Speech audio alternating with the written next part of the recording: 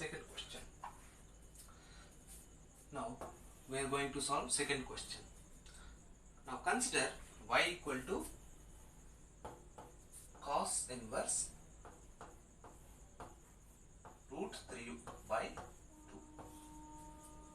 Y equal to cos inverse root 3 by 2, and the range of principal values lies between 0 to pi. Okay, 0 to pi. You have to remember this. Okay. Now this implies cos y equal to root 3 by. Okay. Cos 30 is root 3 by 2. 30 can be written as pi by 6. So cos pi by 6.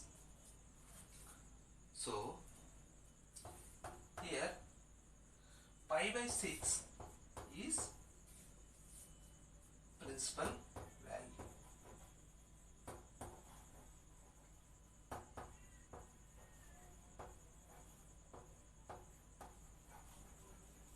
Okay. So pi by 6 is principal value. Since pi by 6 lies between 0, pi. Okay. Now we have solved the second question also.